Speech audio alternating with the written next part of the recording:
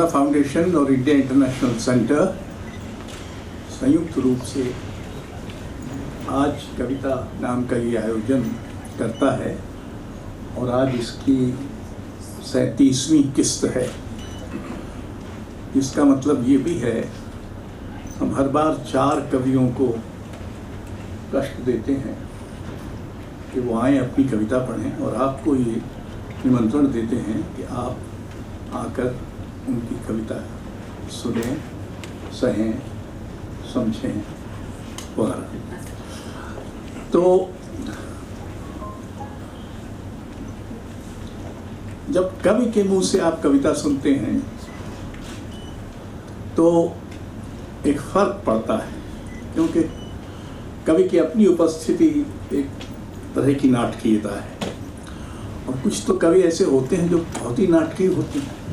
मुझे मेरा ख्याल है कि जो आज कवि हैं इनमें ऐसी नाटकीयता संभवतः नहीं होगी, यद्यपि केतन यादव को देखकर मैं थोड़ा सशंक जरूर हूँ।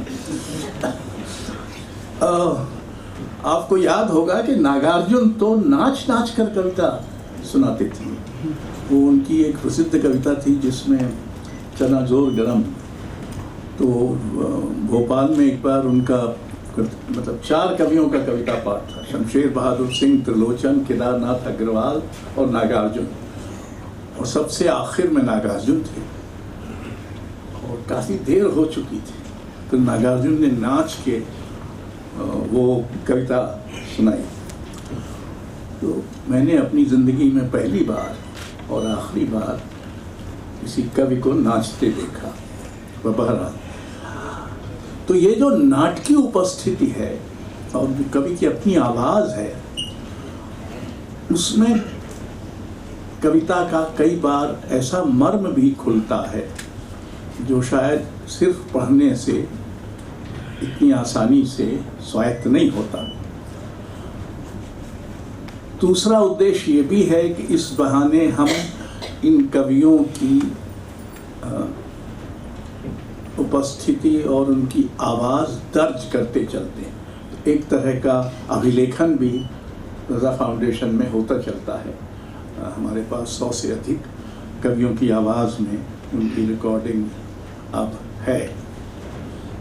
आप ध्यान दें कि एक ज़माने में हमने बहुत कोशिश की कि निराला जी की आवाज़ कहीं मिल जाए, कहीं आकाशवाणी में नहीं मिली।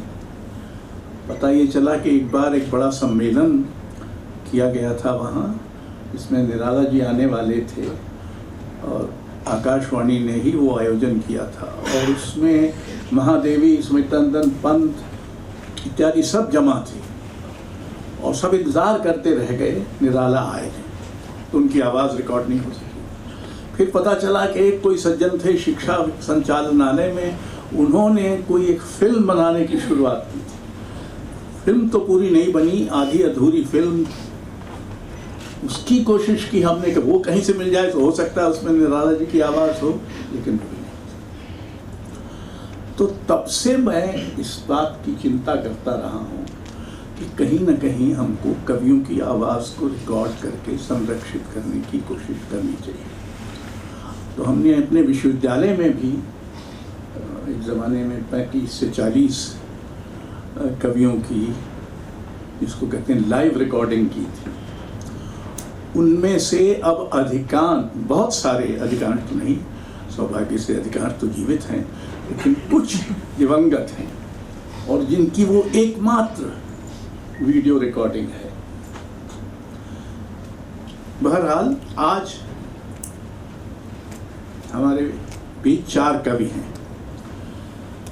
नियम ये है कि हर व्यक्ति 15 मिनट कविता पाठ करेगा। नियम ये भी है कि वो किसी को धन्यवाद नहीं देगा, ना आपको देगा ना फाउंडेशन को देगा। हम मान के चलते हैं कि आप बहुत प्रसन्न हैं कि आपको हमने बुलाया और हम बड़े कृतज्ञ हैं कि आप आए। अब इस औपचारिकता को छोड़ देना चाहिए, इसी में 3-4 मिनट लग जाते हैं। तो सबसे वरिष्ठ हैं इकबाल रब्बी, जो लगभग मेरे हम उम्र हैं, और लगभग इसलिए है कि ये मार्च 1941 के पैदाइश है इनकी, और मेरी सर्टिफिकेट की उम्र भी 16 जनवरी 1941 है। तो ये मुझसे 2 महीने सर्टिफिकेट के हिसाब से कमतर हैं। वैसे बड़े हैं लेकिन। तो इन्होंने अपना जीवन यापन तो पत्रकारिता से किया है लंबे अरसे तक, पर उनके खांसती हुई नदी, घोषणा पत्र, लोग बाग और वर्षा में भीग कर, उसके बाद भी एक संग्रह आया है, ये कविता संग्रह प्रकाशित हैं। उनको हिंदी अकादमी दिल्ली का साहित्यकार सम्मान, उत्तर प्रदेश हिंदी संस्थान का विजय देव नायक शाही पुरस्कार, शमशेर सम्मान, कविता समय सम्मान आदि मिले।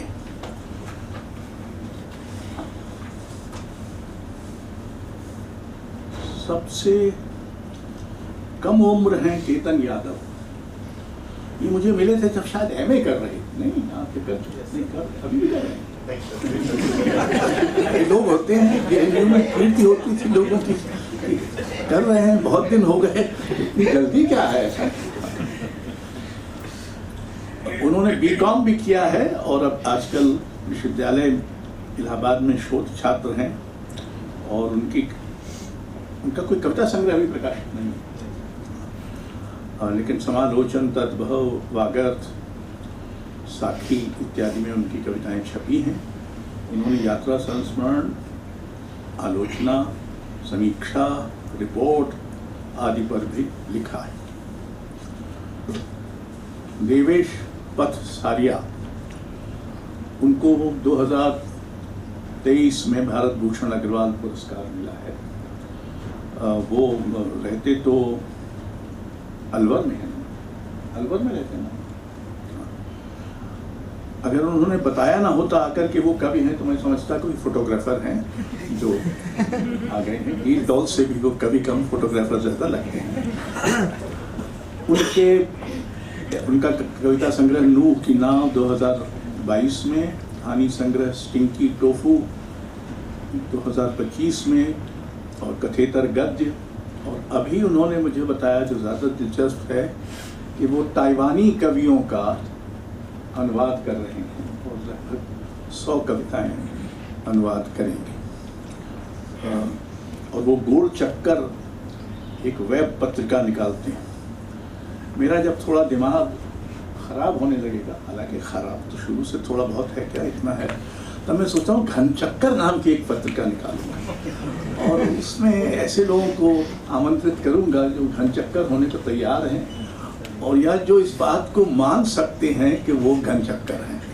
ऐसे लोग मानेंगे। उसमें विमल कुमार जी अच्छे अनुराग वत्स, इनका ताल्लुक तो बिहार से है, लेकिन जामिया मिलिया इस्लामिया से उन्होंने एमए तक की पढ़ाई की है और 15 बरस तक ब्लॉग, जीन, सबद का संपादन करते रहे हैं। कुंवर नारायण की आलोचना पुस्तक रुख का संपादन किया है और उसी नाम से रुख पब्लिकेशन नाम से उन्होंने एक प्रकाशन शुरू किया है और एक कविता संग्रह उम्मीद प्रेम का अन्न है प्रकाशित है। तो सबसे पहले केतन यादव, ताकि अगर कोई नाटकीयता हो तो शुरू में हो जाए, कविता पाठ करेंगे, उसके बाद देवेश पथसारिया, फिर अनुराग वत्स और फिर एक बार रवि। तो ये क्रम याद रखें, पहले मैं बार बार आकर फिर आप बाधा नहीं बनूंगा।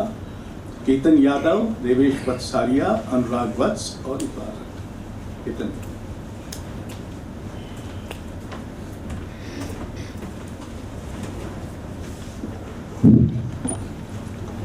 नमस्कार मित्रों,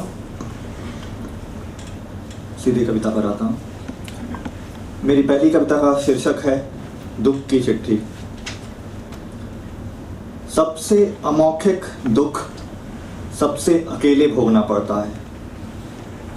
सबसे अमौखिक दुख सबसे अकेले भोगना पड़ता है।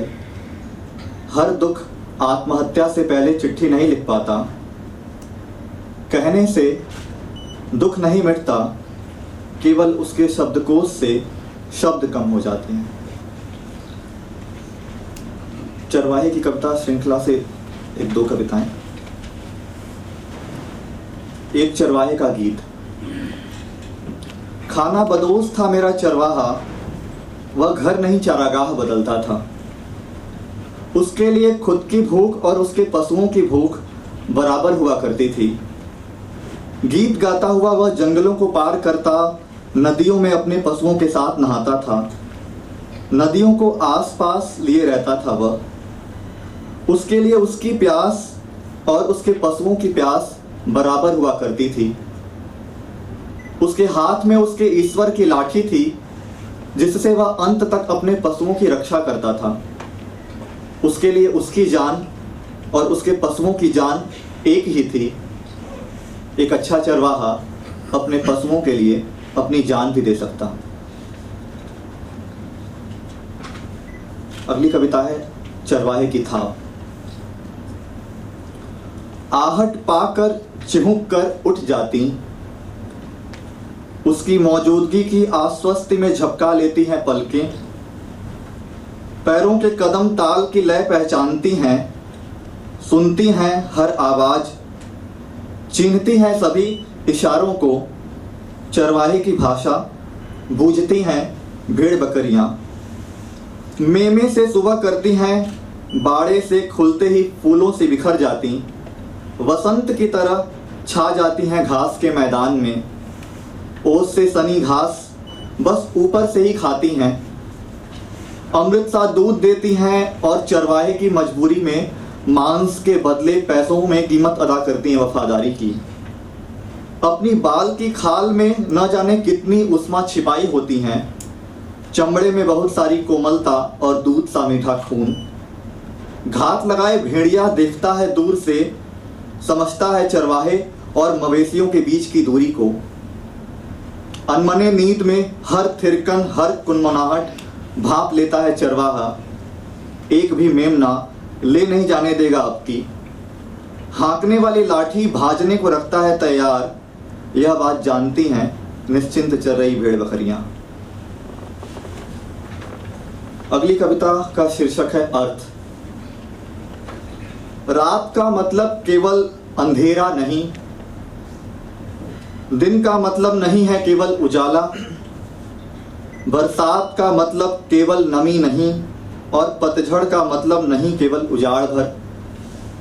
जैसे तुम्हारा अर्थ कब केवल तुम्हारा अर्थ रहा, मेरा अर्थ नहीं रहा। केवल दरवाजे ही कहाँ, खिड़की और रोशनदान भी हैं अभिव्यक्ति के कक्ष में। हाँ, वही मेरी परम अभिव्यक्ति, कुछ खोई हुई, कुछ अर्थ, कुछ अभिप्राय और कुछ अनेकार्थ और संभावित। जिस तरह बरसात की रात पंछी छिपा लेते अपने परों में अंडे, जैसे पत्ते छिपा लेते कोई हरित कीट, जैसे रेत छिपा लेती शीशा, वैसे ही मैं छिपा लेता हूँ तुम्हारी बात। तुम्हारा नाम छिपा लेता हूँ भीतर, उस तरह नहीं जिस तरह कोई कवि छिपाता है अपने पाप, बल्कि उस तरह जैसे कविता छिपा लेती है कोई ना कोई एक अर्थ।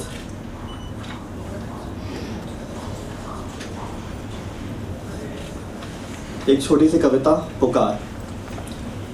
इतनी जोर से मत बोलो कि बहुत सारी आवाजें दब जाएं। इतनी जोर से मत बोलो कि बहुत सारी आवाजें दब जाएं, बल्कि इतनी जोर से सुनो कि बहुत सारी चुप्पियां बोल उठें। अगली कविता का शीर्षक है दालान में लालटेन।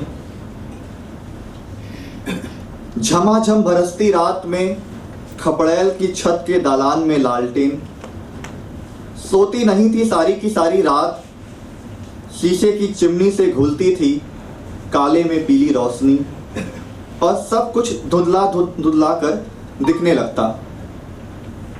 वह माथे के आगे चलती थी और उसके पीछे आदमी। कई बार टॉर्च होने के बाद भी ले जाई जाती थी लालटेन। बाहर से लौटने पर फिर वापस दालान में लालटेन, और जलने तक एक टक खुली जुड़वा आंखें। कुएं के चौखट पर, खेत की मेड़ पर, गुसलखाने की दीवार पर, चूल्हे के सामने थोड़ी दूर, खंडहर के हवेली के बंद अंधेरे कमरे के भीतर। न जाने अब जब न लालटेन है न मिट्टी का तेल, लोग कैसे फूंकते हैं खून रंगे कपड़े।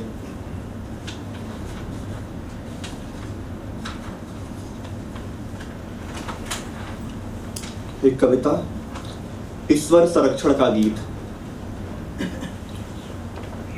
दुनिया भर में ईश्वर की तमाम परिभाषाएं एक दूसरे को काटती हैं। दुनिया भर में ईश्वर की तमाम परिभाषाएं एक दूसरे को काटती हैं। हम उसे जितना अधिक करेंगे परिभाषित, वह होता जाएगा उतना ही समाप्त। अगली कविता है मृत्यु का संगीत। ऐसा कुछ होगा जिससे एक साथ सभी स्पर्श छूट जाएंगे मुझसे। ऐसा कि मैं शायद रोकना चाहूंगा फिल्म का कोई सीन। देखने के लिए आंखें मूंदूंगा पर वे खुली रह जाएंगी। जीवन के पियानो पर कुछ और संगीत छेड़ना चाहूंगा पर मुझे शायद फिर कभी मौका नहीं देगी। हृदय की धड़कन के लय पर अतीत के गीत बजने लगेंगे। सांसों की गति की उच्च मंद्र स्वर पर हवा रुक जाएगी। दुनिया भर के मोह आकर आत्मा से लिपट जाएंगे। घड़ी की सुइयां बहुत तेज भागने लगेंगी। तुम न जाने कहाँ होगी उस वक्त। वह फल पककर चू जाएगा अब। उस कमल की आखिरी पंखुड़ी भी अब अलग हो जाएगी। वह कगार भी टूट जाएगा, बह जाएगा। कभी सूर्योदय न होने वाली रात हो जाएगी। पूरा दम लग जाएगा असीम सन्नाटे में बजेगी वह धुन। दिमाग की सभी नसें खर्च होंगी उसको पकड़ने में। तभी बहुत दूर से बहुत मध्यम बजता मृत्यु का संगीत सुनाई दे जाएगा जिंदगी के सबसे ईमानदार श्रोता को। धन्यवाद।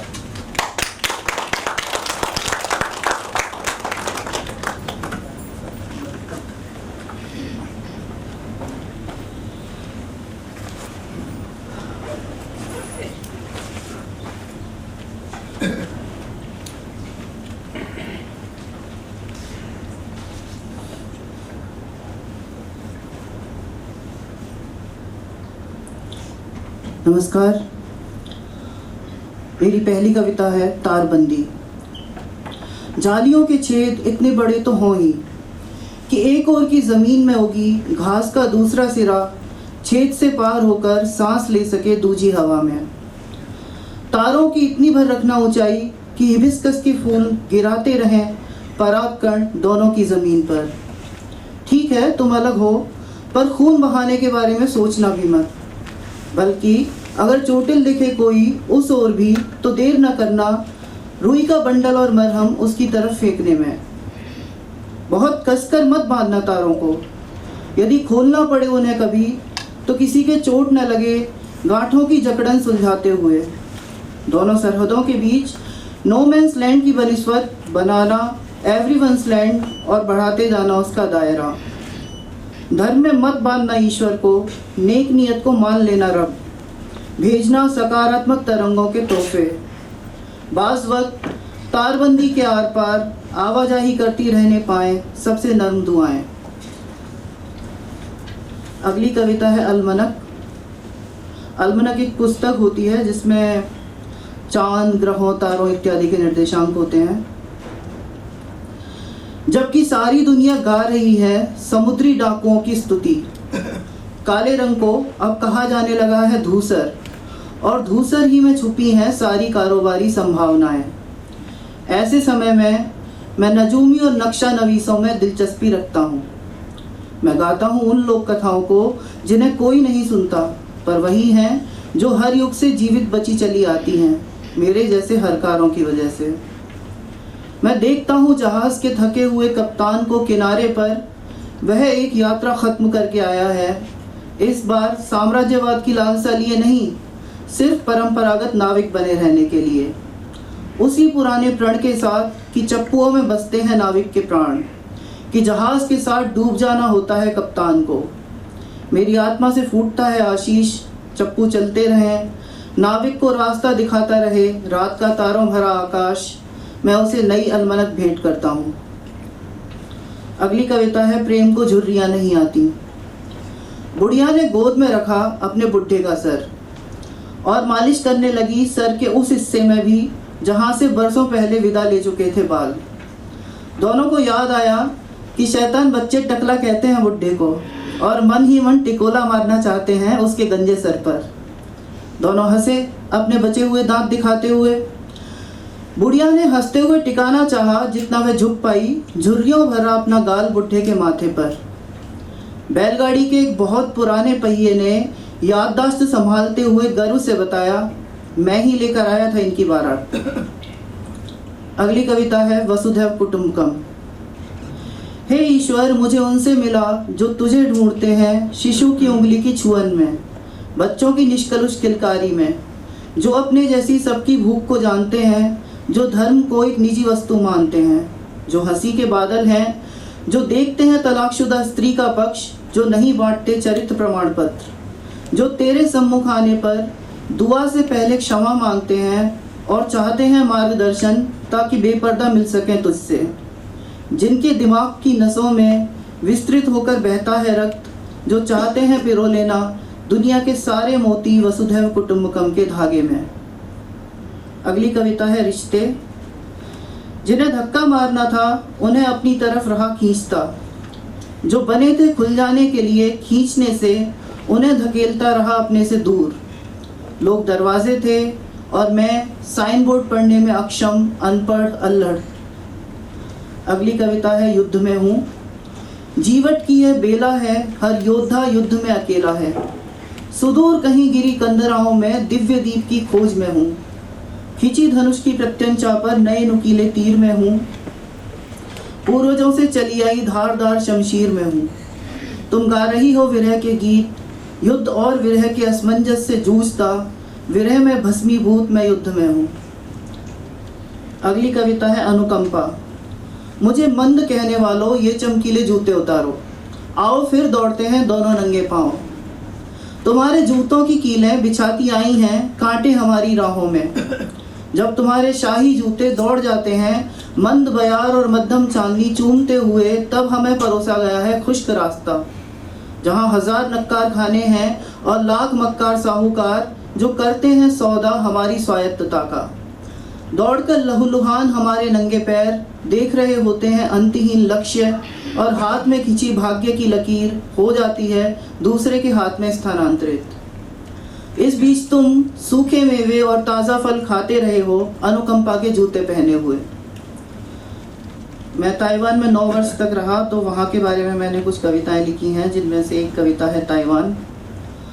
जैसे किसी ने उठाकर रख दिया हो राजस्थान के क्षेत्रफल की तुलना में लगभग 10.5% जितना बड़ा जमीन का एक टुकड़ा पानी के बीचों बीच, कि जाओ सहो थपेड़े, भूकंप और समुद्री तूफान पर रहो अडिग। जाओ और पता करो पूर्वी और दक्षिण चीन सागर के नमक के स्वाद का फर्क। नाम भर बदल जाने से कितना बदल जाता है पानी का स्वभाव, कितना अशांत रहता है प्रशांत महासागर का दीर्घमन। पानी में पानी से लड़ाई करता शकरकंद जैसे मानचित्र वाला यह देश फिर भी रखता है मिठास इतने सारे खारेपन के बावजूद। अगली कविता है सबसे खुश दो लोग। लड़के और लड़की की अपने अपने घरों में इतनी भी नहीं चलती थी कि पर्दों का रंग चुनने तक में उनकी राय ली जाती। उनकी जेबों की हालत ऐसी थी कि आधी आधी बांटते थे पाव भाजी, अतिरिक्त पाव के बारे में सोच भी नहीं सकते थे। अभिजात्य सपने देखने के मामले में बहुत सक्रिय थी उनकी पुतलियां।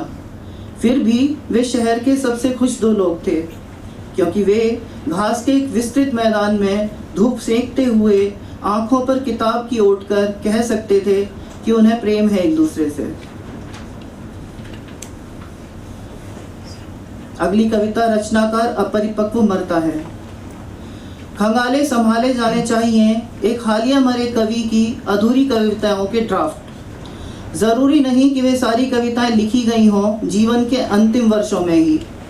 कुछ अटकी रही होंगी बरसों बरस बाढ़ जो होती नदी के कलकल प्रवाह की, और कवि करता रहा होगा प्रतीक्षा विचार के उस प्रस्थान बिंदु की जहां वह कविता के चरम पर संतुष्ट हो सके।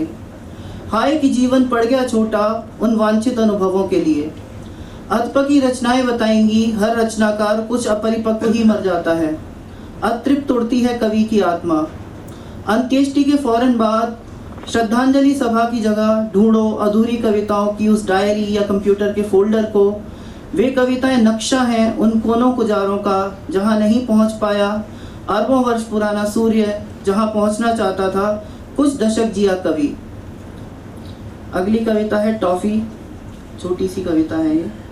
कोई लाख डराए दांतों में कीड़े लग जाएंगे, बच्चे टॉफी खाना नहीं छोड़ते। फिर भी एक दिन वे छोड़ चुके होते हैं टॉफी खाना, उन्हें याद नहीं रहता किस दिन और याद नहीं आता क्यों। अगली कविता है कवि और कच्चा रास्ता। कितना उपजाऊ है वह कच्चा रास्ता जो कवि के घर के सामने से गुजरता है। वहाँ दृश्य और कविताएं उगती हैं। किसी भी लिहाज से डामर से लिपि पुती चमकती सड़क से अधिक भाग्यशाली। दिन भर जीवन के कई दृश्य ताकता है वहीं से कस्बे का कवि। कच्चे रास्ते का कवि कच्चे रास्ते से चुनता है कविता के कंकड़। देखता है हर रोज कमर पर बच्चा टिकाए एक दिन का राशन खरीदने जाने वाली औरत को, जिसकी साड़ी के छींटे स्वाभिमान के रंग से पगे हैं। कभी उड़ाता है धुएं के साथ गिनती भर मसालों से बघारी सब्जी का स्वाद। दिन खत्म होने के बाद रोड लाइट की पीली उदास रोशनी में थके मजदूरों को लौटते देखता है। रात गहराने पर आवारा कुत्तों की धींगा मुश्ती का गवाह बनता है। कवि जो तस्वीरें खींचने लगा है कुछ दृश्य कैमरे में उतार लेता है, जिन्हें देख लोग लिखते हैं कविताएं। कुछ दृश्य कोई गंध सिर्फ वही सहेज पाता है। हर दृश्य का मन कैमरा नहीं पकड़ पाता। किसी कैमरे का रेजोल्यूशन कवि के मन जितना कहाँ। अगली कविता है एक पहिए की साइकिल वाला बच्चा। एक धुरी पर घूमती है सारी पृथ्वी। यह बेहद मामूली लेकिन ज़रूरी पाठ मुझे फिर से याद आया था उस ताइवानी बच्चे को देखकर जो निकल पड़ा था चिंगहुआ यूनिवर्सिटी के ठीक सामने की व्यस्त सड़क पर अपनी एक पहिए की साइकिल लिए। जैसे टाइफून के अभ्यस्त इस शहर में उड़ रहा हो एक पक्षी टाइफून के दौरान। उस बच्चे के लिए सड़क के सवारों ने ले लिया था विराम। थम गई थी जल्दी जल्दी की बदहवास दौड़, ताकि एक बच्चा जी सके अपने स्वप्न को उन्मुक्त होकर।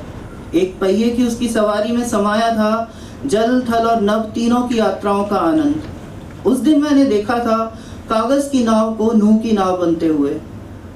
उस दिन उस बच्चे की वजह से मुझे याद आया एक और बच्चा जो बरसों पहले बिल्कुल अलग परिवेश में ऐसी ही स्वप्निल उड़ान पर था, जो एक छोटे से गांव में दौड़ा जा रहा था, लकड़ी से ठेलते हुए साइकिल के एक पुराने टायर को बेखौफ पोखर से लौट रही नुकीले सींग वाली मरखनी भैंसों से बेखबर अपने से आधी ऊंचाई की बकरियों के झुंड से।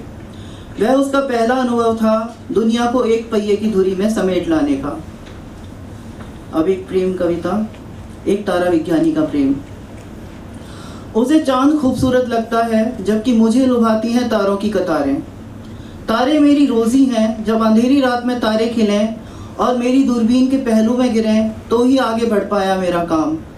मेरे बैंक अकाउंट की गुल्लक में सारे सिक्के तारों ने ही डाले हैं। और चांद वह एक आवारा घुसपैठिया है। चांद के आगे तारे फीके पड़ जाते हैं। जो तारे पहले ही बहुत धुंधले हैं वे दूरबीन से भी नजर नहीं आते हैं। चांद नी तारों के खेत में चिड़ियों जैसी है, मेरी फसल को चट कर जाती है। तारों की ही नेमत हैं सगाई की अंगूठी और आर्टिफिशियल सस्ता हार, मेरा उसे दिया हर उपहार। मेरा कवि कभी और ले लेगा चांद से कवियों वाले बिंब उधार। काश कम से कम एक बार वह चांद को कह दे, चांद थोड़ा कम नजर आया करो। अगली कविता है नेम प्लेट। नेम प्लेट बदली गई कई बार, बदल दिए गए रंग और नाम। नेम प्लेट बदली गई कई बार, बदल दिए गए रंग और नाम। मकान में ठुकती गई कीलें। अगली कविता है तुम जो जीत जाते हो। तुम्हारा जीत जाना बहस में तुम्हारी साफगोई की तस्दीक नहीं करता। वह दर्शाता है बस इतना कि तुम वकील होते वाकई कमाल के। फेंकते हो तुम अपने पत्ते संभाल के। जिरह के मुताबिक तुम उखाड़ लाते हो गड़े मुर्दे, एकदम उचित समय पूर्व काल का वलित। बल्कि मुझे लगता है तुम उन्हें कभी दफनाते ही नहीं। मर्यादा से बंधा मैं जिंदा किसी शय से समय रहते शाया करता नहीं, और मुर्दों को जलाकर शमशान में ही छोड़ आता हूँ उनकी राख अस्थियाँ सब। कोई और अपना मुर्दा जलाता है उस ढेर पर, कोई और बहाता है उनकी अस्थियाँ और राख अपने मुर्दे के साथ, या देता है बुहार कर फेंक। मुर्दा भस्म में अपने पराये का भेद देख। मेरी ओर से प्रस्तुत नहीं होता कोई साक्ष्य, कोई चश्मदीद, और फिर जिरह में तो तुम मेरी अपेक्षा पटुतर हो ही। अगली कविता है कोई जगह हो। वह उम्र भर नास्तिक रहा है, वह उम्र भर नास्तिक रहा है और 60 बरस रहा है एक स्त्री का प्रेमी। 2 महीने पहले गुजर गई वह, बूढ़ा नास्तिक है अब भी, फिर भी जाने क्यों उसका मन चाहता है कि कोई जगह हो जहाँ वह उससे फिर मिल सके, उसे कुछ भी कहते हो, स्वर्ग, नर्क, पुनर्जन्म। और अब आज की अंतिम कविता मेरी तरफ से अंतिम कविता। शिंचू, ये ताइवान का वह शहर है जहाँ मैं रहता रहा। मेरा शहर पेरिस नहीं है कि चप्पे चप्पे पर बिखरी हुई हो सदियों की कला परंपरा। वह पीटर्सबर्ग भी नहीं है कि रूसी उपन्यासों की तरह मॉस्को से उसकी तुलना कर दी जाए बार बार। वह दिल्ली भी नहीं कि उसके बारे में ज़ौक़ का मिसरा याद आए, और लखनऊ वाली तहजीब की तो बात ही जाने दीजिए। मेरा शहर शिंचू है, इसका मैं निवासी तो हूँ, नागरिक नहीं हूँ। यहाँ सर्दियों में तेज़ हवाएं चलती हैं, फागुन बाद सेमल की रूई उड़ती है, और गर्मियों में घुटन भरी उमस रहती है।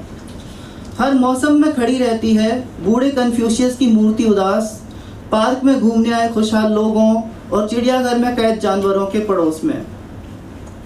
जितने लोग दिखते हैं रेस ट्रैक पर, उससे कहीं ज़्यादा मिल जाते हैं छोटे बड़े अस्पतालों में।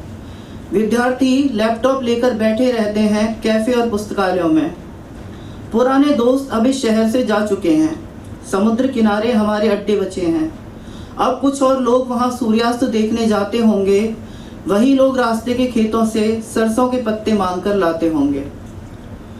टपक रहे आसमान वाले एक दिन जब इस शहर से मेरा दाना पानी उठ गया है, मैं सड़क पर रेंगते घोंघे और जॉब को देख सोचता हूँ, कविता तो इस शहर पर भी लिखी जा सकती है। धन्यवाद।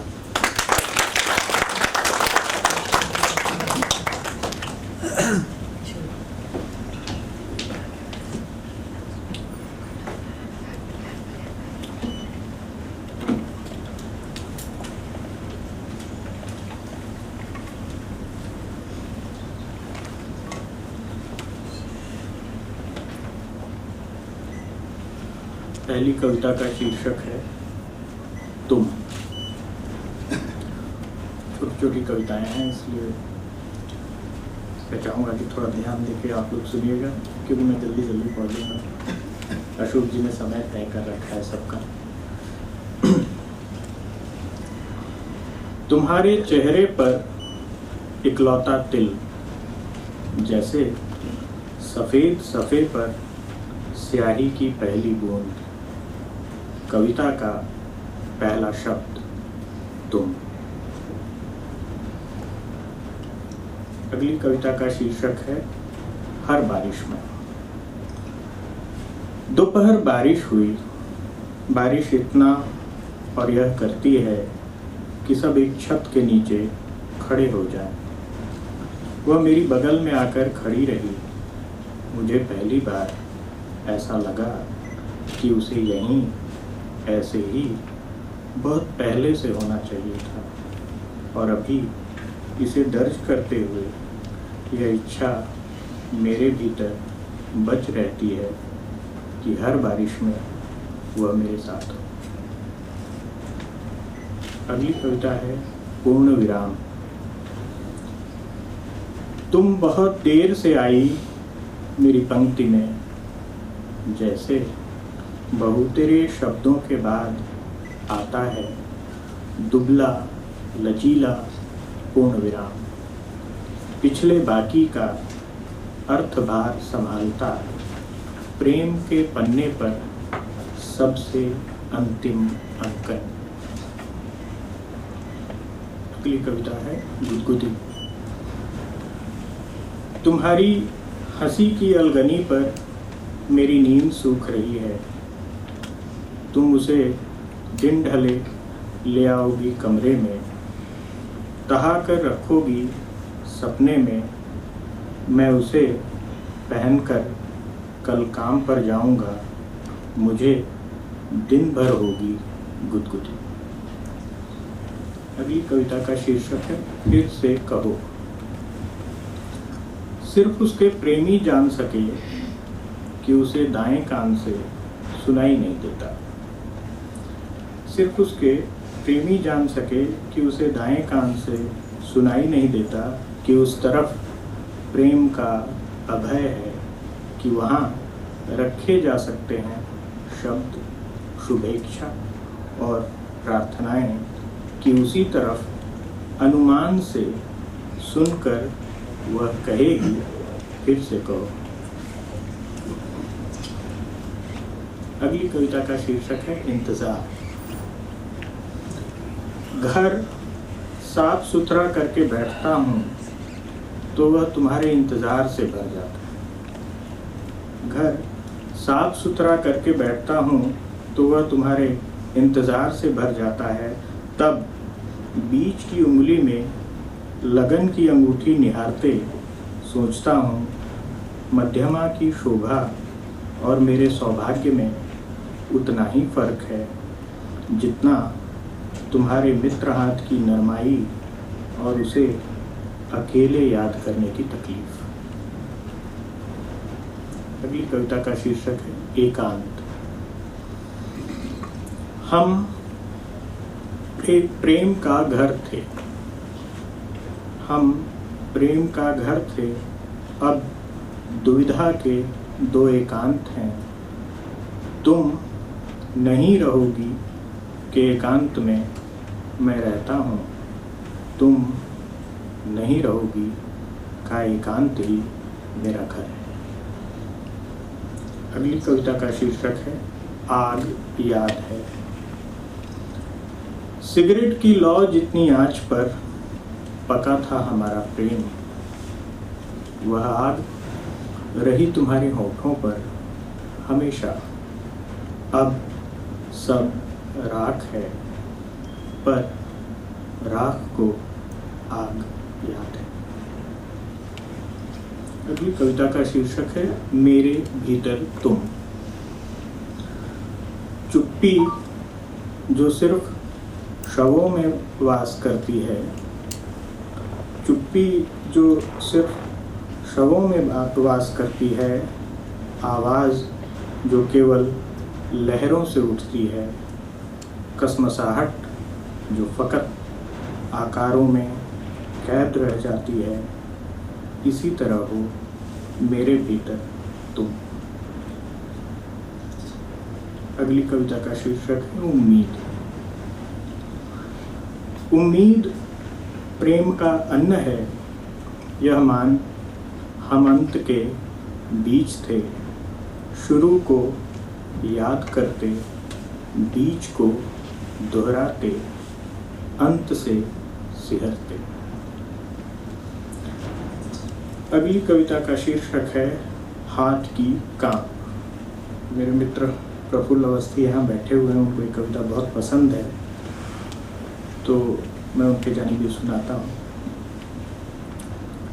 कितनी ही सरल क्यों न हो हमारी जिंदगी, एक सीधी रेखा नहीं होती, उसे खींचने में ईश्वर के हाथ की कांप कायम रहती है। अगली कविता है पिता। इसके दो हिस्से हैं। पहला हिस्सा,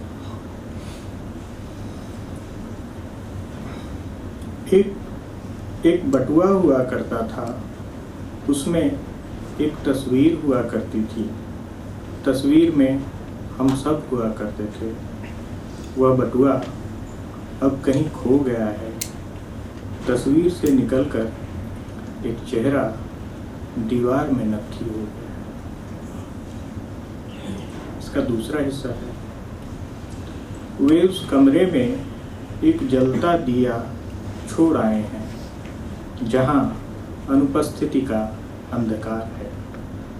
कहते हैं कि मृतक अपना कुटुंब देखने आते हैं, वह भी आएंगे दिए की लौ सा कांपता है यकीन, कांपता है हर आहट पर बच्चों का निडर मन। अगली कविता है वह विद्या सिन्हा थी, और ये मैं अपने मित्र जो मेरे लिए बड़े सरप्राइज की तरह यहाँ मौजूद हैं, जो मैं शुक्ल, उनको उनकी दोस्ती के नाम सुनाता हूँ। क्योंकि विद्या सिन्हा का प्रेम हम दोनों शेयर करते हैं, पता नहीं किन किन वजहों से। और इनकी बड़ी एक मशहूर कविता है, तुम हो कि मुकदमा लिखा देती हो, जिसके मूल में विद्या सिन्हा है।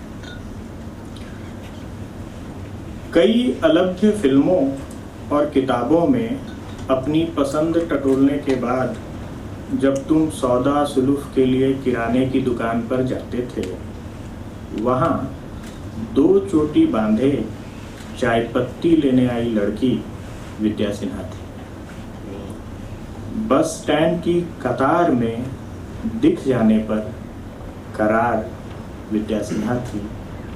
दफ्तर में 2 मेज़ों के बीच की दूरी की गरिमा में प्यार संभव करने वाली विद्या सिन्हा थी। 5 बजे शाम से तुम्हारे घर लौट आने की बाट जो होती, खिड़की से लगकर गाती हुई विद्या सिन्हा थी। विद्या सिन्हा तुम्हारी जिंदगी में रजनीगंधा का फूल थी, वह फूल आज तुम्हारी याद में कुमड़ा गया।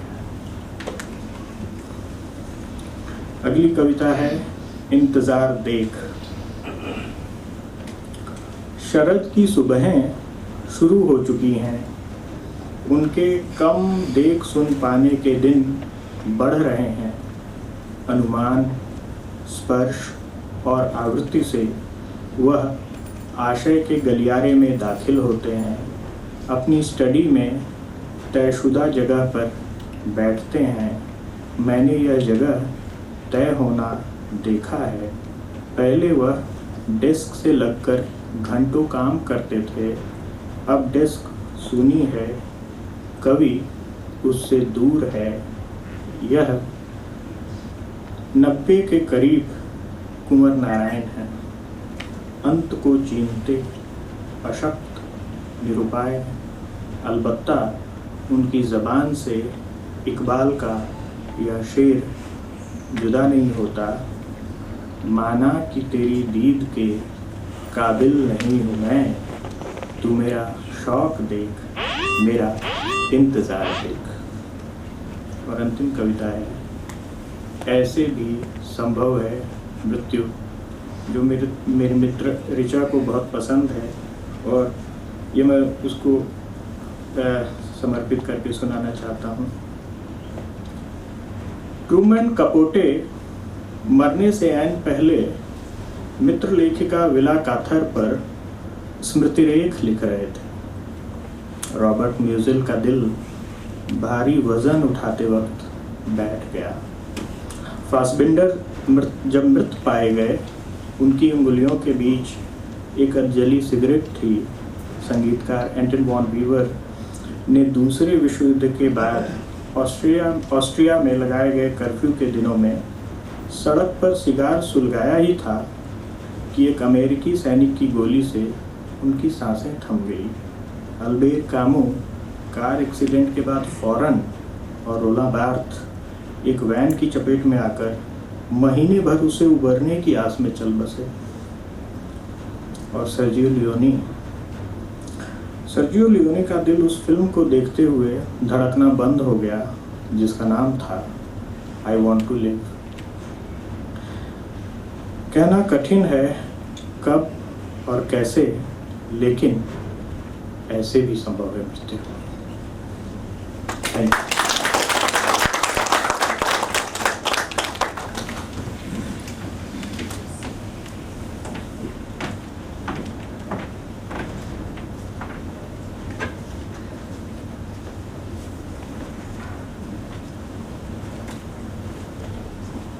धन्यवाद किसी को नहीं करना है। आजकल ईडी के छापे बहुत आम हैं, तो मेरी कविता का शीर्षक है पहला छापा। ये असल में शोध का विषय, मैंने बड़ा शोध करके पता लगा प्राचीन काल में भी छापे पड़ते थे। पहला छापा एक धोबी के घर पड़ा, दूसरा छापा पड़ा कवि बिहारी लाल के घर, क्योंकि उन्होंने राजा के लिए लिख दिया कि अभी अली कली सो बिलो आगे कौन हवाल। फिर तीसरा छापा पड़ा घनानंद के घर, क्योंकि उन्होंने दरबार में गाना गीत गाया तो नर्तकी थी सुजान, उसकी तरफ मुंह कर लिया, और बादशाह था मोहम्मद शाह रंगीले इसी दिल्ली में, उसकी तरफ पीठ कर ली। अब हुआ क्या कि नाराज हो गए, बादशाह ने उनको निकाल, मीर मुंशी थे वो, उनको निकाल दिया। तीसरा छापा उनके घर पड़ा। चौथा छापा इस नासाज के घर पड़ा। अब खैर बहुत ज़्यादा वो हो जाएगा। अच्छा, दूसरी बात ये क्योंकि प्राचीन काल के बारे में कविता है तो इसकी भाषा थोड़ी प्राचीन है, तो जिसको भी मैंने सुनाया उसने कहा कि भाई किसी ने भी जिन्होंने मैंने सुना कहा समझ में नहीं आया, क्या पता नहीं, तो मुझे कुछ बताना पड़ेगा कि जैसे इसमें एक शब्द आता है धैर्य धन गधा, गधे का नाम है धैर्य धन, ये अज्ञे जी का शब्द है, वहाँ से आया। दूसरा हमारे यहाँ 16 गणराज्य थे, जनपद वैशाली वगैरह, और योधे हरियाणा का नाम था, इस तरह 16 थे, महाभारत में उनका जिक्र है। वहाँ राजा नहीं होता था, जनता चुनाव करके अपना एक मुखिया चुन लेती थी, जो कि उनका सरदार होता था या सेनापति जो भी है। तो चुनाव होता था तो वो वोट डालते थे बाकायदे, उसको छंद कहते थे। तो इस तरह के शब्द आएंगे तो मुझे बताया कि जी छंद का मतलब हमने समझा उपहार, खैर इस तरह के आएंगे, कुछ होगा तो मैं कोशिश करूँगा कि आपकी समझ में आ जाए। खैर, पहला छापा रजक राम के यहाँ, रजक माने धोबी, अंदर प्रवर्तन वाले, बाहर आयकर, केंद्रीय अन्वेषण और सीमा सुरक्षा बल के अग्निवीर। झोंपड़ी में मिले खंडित भग्न मृदभांड, किलो भर बेझड़, मंडुआ के बीजदाने और आधा कुल्हड़ ताड़ी। जर्जर झिंगोले पर, झिंगोले वो खाट होती है जो टूटी टाटी होती है और आप उस पर लेटते हैं तो ज़मीन से आपकी पीठ मिल जाती है, उसे झिंगोला कहते हैं। जर्जर झिंगोले पर रोगड़ी गृहिणी और बूढ़ा गधर्व, धैर्य धन, न स्वर्ण मुद्रा, न रजत, न कोई आभूषण या मणिमाणिक, न लक्ष्य कोट कोट आरक्षित, बैंक प्रचारित भोजपत्र भंडार। अब आरक्षित bank, reserve bank of India, तो अब प्राचीन भाषा आरक्षित बैंक प्रचारित भोजपत्र, भोजपत्र होते थे, अब नोट तो होगा नहीं।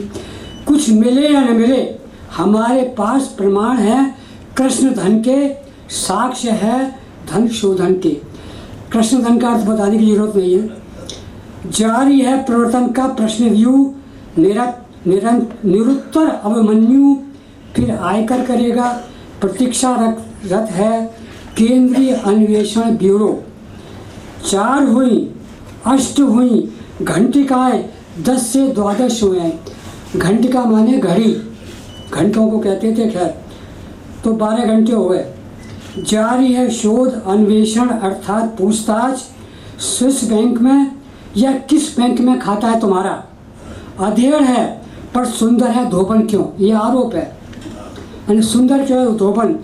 तुम लंबे व नाटी क्यों है, तुम गौरवर्ण वो श्याम क्यों है, पुत्र का कद छोटा क्यों है।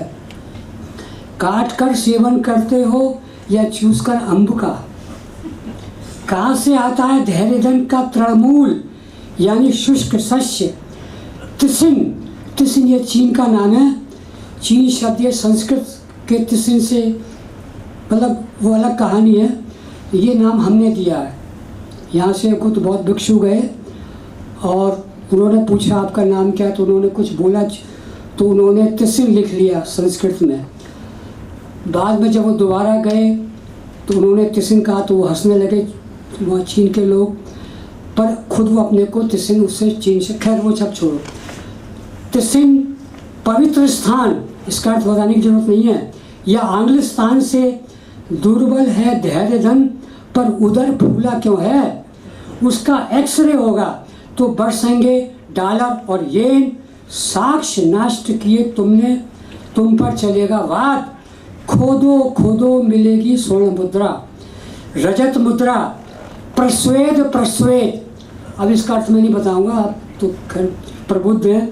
प्रस्वेद प्रस्वेद जांच दल, कुछ तो मिले, दाल तो गले, डहा दो झोंपड़ी, उलाट दो छप्पड़, तोड़ दो कवेलू, तरण तरण छानो शुष्क शस्य का। भूसे के लिए शुष्क शस्य। रक्षा प्रयोगशाला में जाएगी संदिग्ध मृदा, अग्रहित माने कॉन्फिस्केट हो गया, अब बताना पड़ रहा है। अग्रहित चिथड़ा चीर की लीर लीर, 22 धाराएं लगाओ दंड संहिता की। क्या तृतीय डिग्री पर उगलोगे अपराध, कहाँ छिपाए हैं साक्ष्य धन शोधन के, विदेशी संपर्क के। खरदूषण, शांतभूषण, प्रशांत भूषण, कपिल मुनि, अभिषेक सैंधव, कोई भी बचा नहीं पाएगा। खरदूषण, शांतभूषण, प्रशांत भूषण, कपिल मुनि, अभिषेक सैंधव, कोई भी बचा नहीं पाएगा। हम खोज कर मानेंगे दशानंद से संबंध। वस्त्र शोधन तो व्याज था, तुम कपड़े धोते हो ना, व्याज माने बहाना। वस्त्र शोधन तो व्याज था, धन शोधक थे तुम रावण के। कृष्ण धन का लंका से करते थे व्यवहार। जब तक प्रमाण नहीं मिलते तिहाड़ में सड़ोगे तुम, शताब्दियों तक नहीं मिलेगी जमानत। जलपान तक के लिए तरसोगे, सिरकी तक नहीं मिलेगी। जलपान तक के लिए नहीं मिलेगी सिरकी, न इंसुलिन मिलेगी। एड़ी घिस घिस कर मरोगे। अधिकरण करो इसका फोन। मेघ और लैपटॉप। मेघनाथ कुंभकर्ण के प्रधान धोते थे, विभीषण के क्यों नहीं? विभीषण के नहीं धोए तुमने। हमारे दल में आ जाओ। न्याय प्रिय, धर्म प्रिय, लोकप्रिय, पुरुषोत्तम है, परम नैतिक, देश प्रिय, नरश्रेष्ठ, विभीषण की शुष्क शोधन यंत्र की। इसका अर्थ आप खुद ही लगा लो। कपड़े धोने की मशीन है। विभीषण की शुष्क शोधन यांत्रिकी में धोकर साफ शफाफ कर देंगे तुम्हारे भ्रष्टाचार मुक्त, श्वेत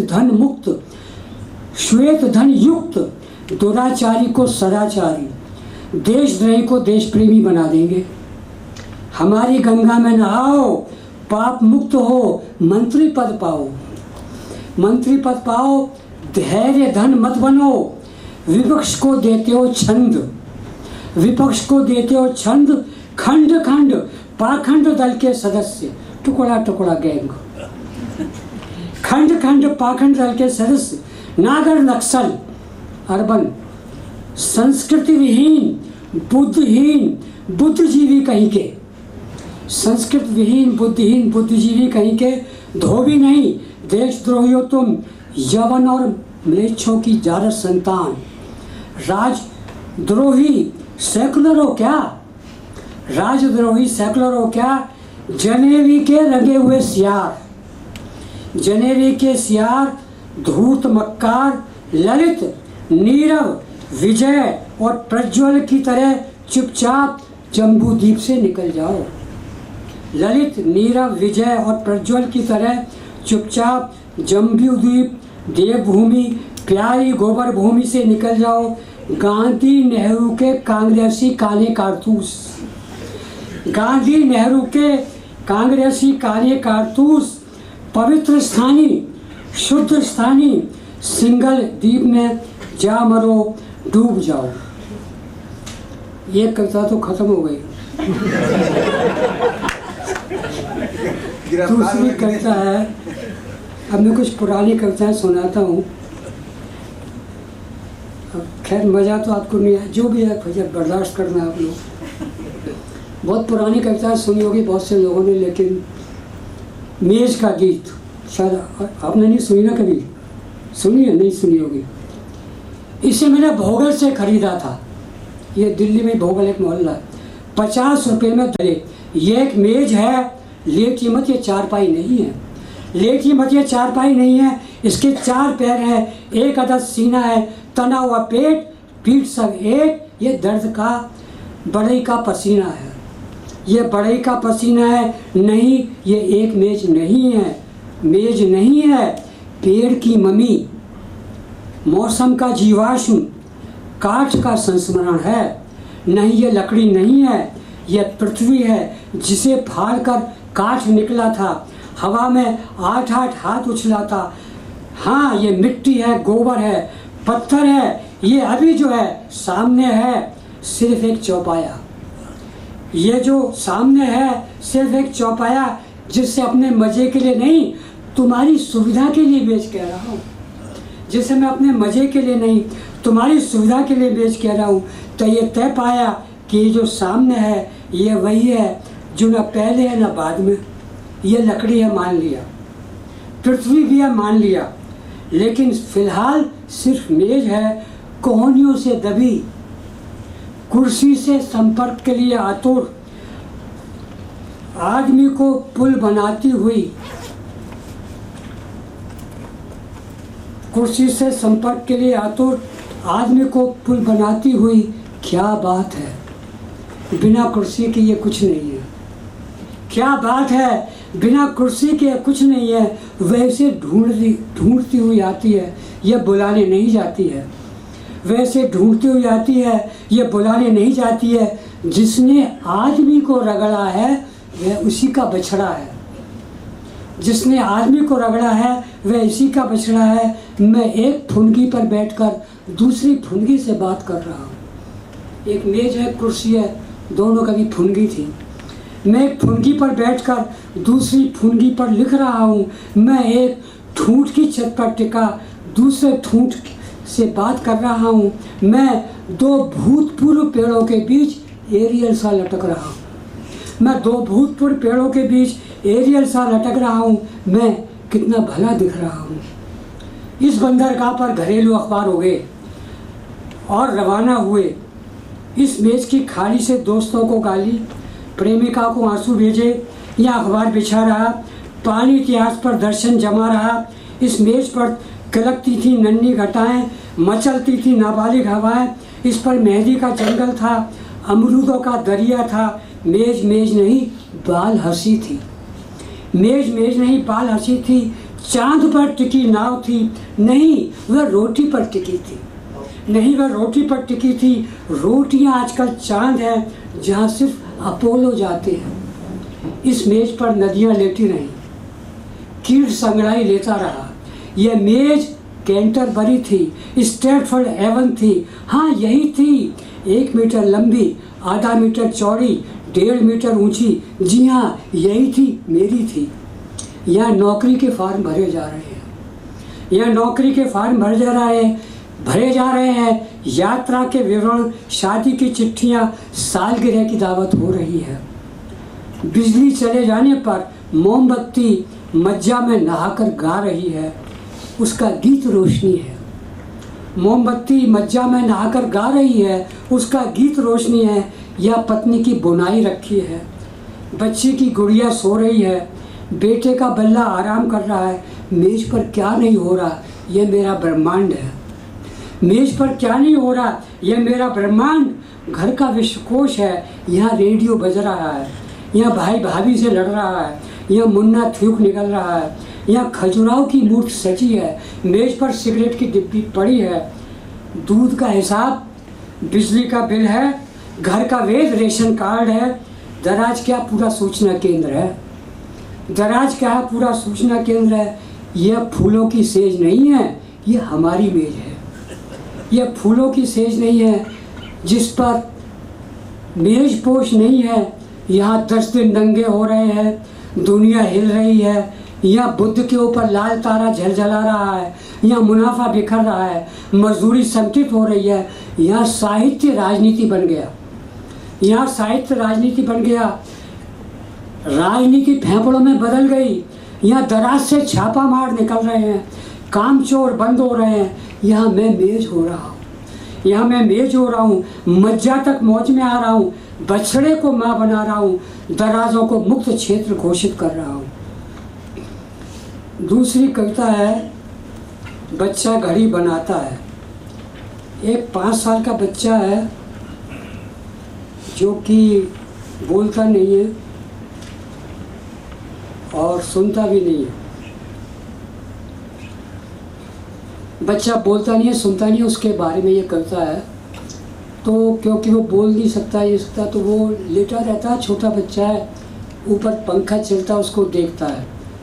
तो वो बच्चे जैसे बनाते हैं तो वो पंखा बनाता है कागज़ों पे पेंसिल से, और हाथ में पिता के घड़ी बंधी हुई है, उसको घड़ी दिखाई देती है, उसकी घड़ी बनाता है वो, ये छोटा बच्चा है। तो कविता का शीर्षक है बच्चा घड़ी बनाता है। 5 साल पहले यहाँ घड़ी नहीं थी, मैं तब आदमी था, आज खच्चर हूँ। 5 साल पहले यहाँ घड़ी नहीं थी, मैं तब आदमी था, आज खच्चर हूँ। 5 साल पहले यहाँ राशन कार्ड नहीं था, मैं तब हवा था, आज लट्टू हूँ। मैं तब मैं था, आज घोड़ा हूँ, आज कोड़ा हूँ। मैं तब मैं था, आज कोड़ा हूँ, जो अपने पर बरस रहा है।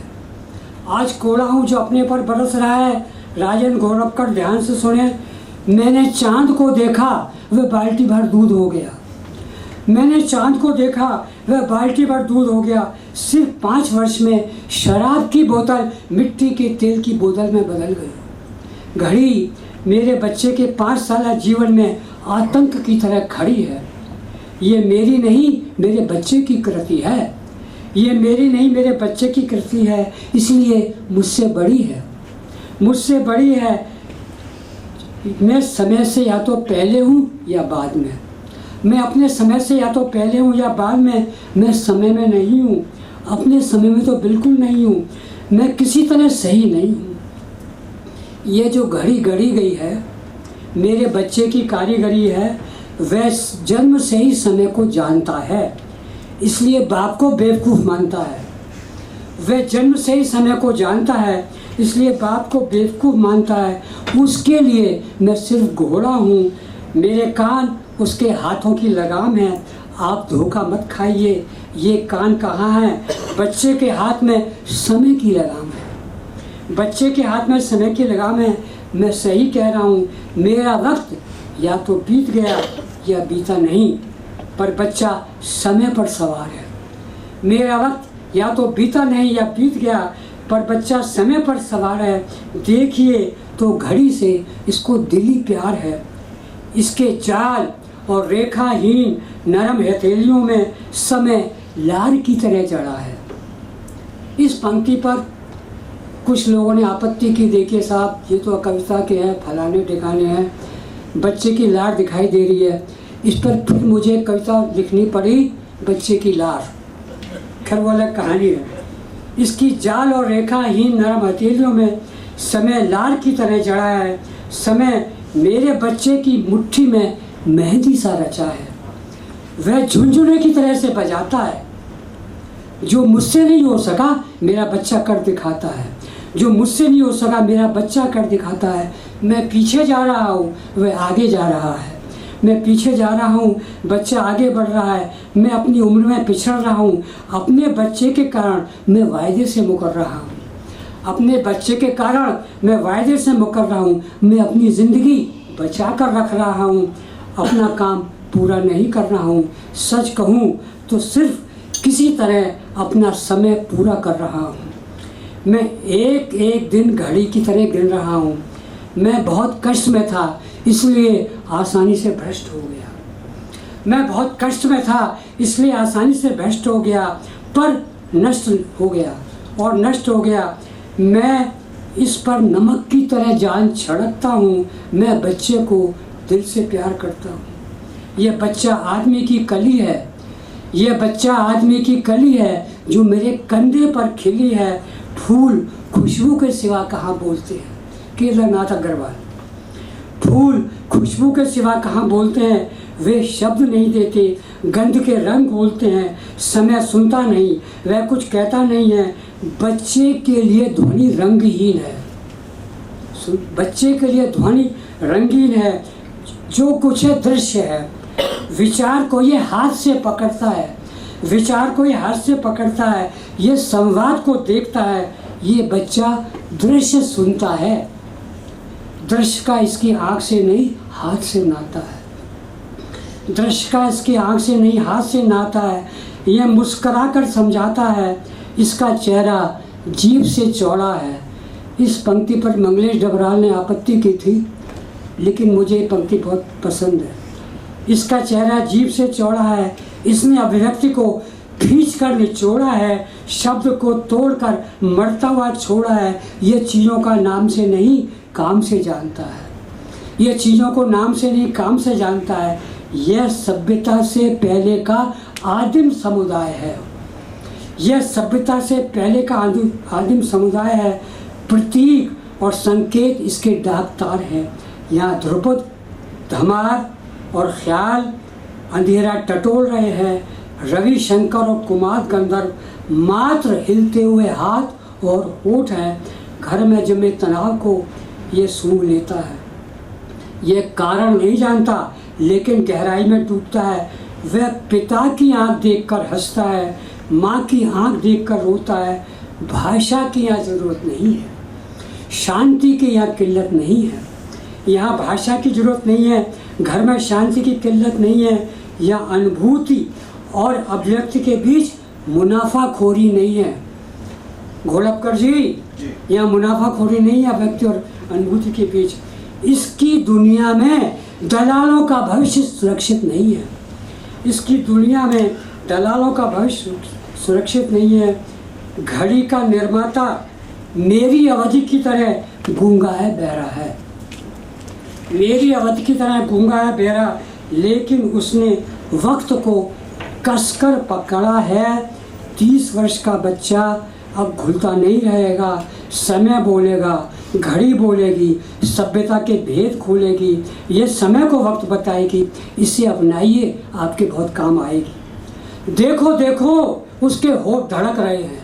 देखो देखो उसके होठ धड़क रहे हैं, आंखें मुस्कुरा रही हैं। वह ध्वनि से सूरज रच रहा है। वह ध्वनि से सूरज रच रहा है। वह लहरों की तरह उन्मुक्त बह रहा है। उसका हृदय होठ हो गया। उसका हृदय होठ हो गया। वह इंद्रधनुष उगल रहा है। यह हकलाना नहीं है, यह टूट फूट नहीं है। सिटकनी हटाकर वह भाषा की खिड़की खोल रहा है। सिटकनी हटाकर भाषा की खिड़की खोल रहा है। वह हवा पर चल रहा है। वह काली दीवार तोड़ रहा है। वह शब्दों की तरह यहाँ से वहाँ दौड़ रहा है। 5 वर्ष का ये बच्चा 30 वर्षों की 30 जुबानें बोल रहा है। अब कहें तो मैं आखिरी कविता सुना दूँ या पता नहीं, आप बता देना भैया जब समय हो जाए।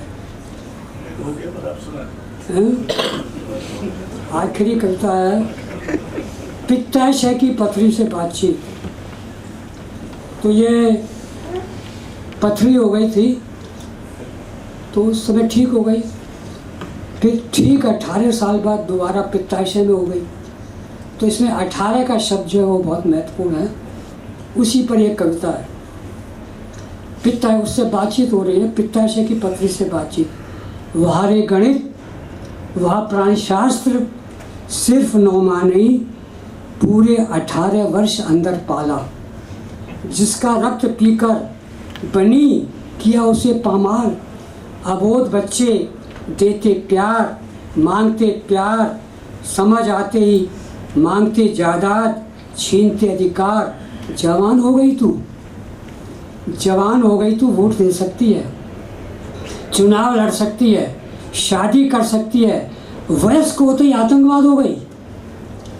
पटरी से उतरी दर्द की गठरी, फूल को नहीं, विचार को नहीं, डिंब नहीं, भ्रूण नहीं, आग या तूफान नहीं, किसको कोख में पाला।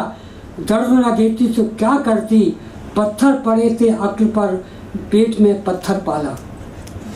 हनुमान के सीने में राम, मेरे पित्ताशय में पथरी।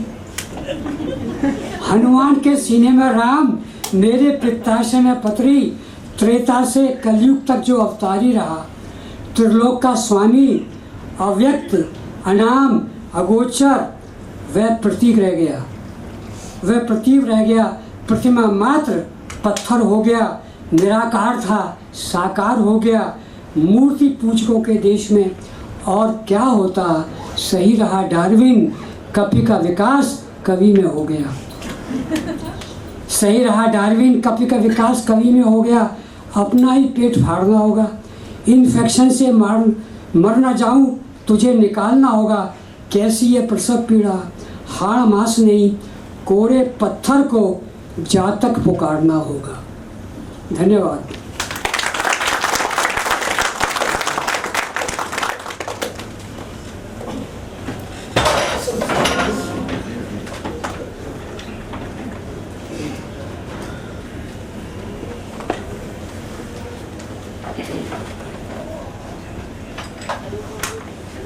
मित्रों, आपने 4 कवियों की इतनी सारी कविताएं सुनी। उम्मीद है कि इसमें ऐसी कुछ बिंब, छवियां, पंक्तियां, आशय होंगे जो आप अपने साथ ले जाएंगे। तो साथ कुछ और न खरीदिएगा। आज शाम सब्जी अब्जी भी छोड़ दीजिएगा। एक शाम सब्जी नहीं खाएंगे तो कोई बड़ा भारी पथरी नहीं पड़ जाएगी। लेके जाइए शब्द और बिंब और अंतर्ध्वनियाँ जो आज आपने साक्षात सुनी। आप सब आए। मुझे थोड़ा शक था कि आज शायद इतने लोग नहीं आ पाएंगे, क्योंकि आज एक शोक सभा भी है, लेकिन फिर भी। पर इसके पहले कि हम समापन करें, एक भयानक दुर्घटना हुई है कश्मीर में, और उसमें बहुत निरपराध लोग, एक आतंकवादी, जैसा कि मुहावरा है, आजकल आतंकवादी कहाँ होते हैं ये भी कहना मुश्किल है, ने हत्या की है। तो हम 1 मिनट मौन रखकर उनके प्रति श्रद्धांजलि देंगे और फिर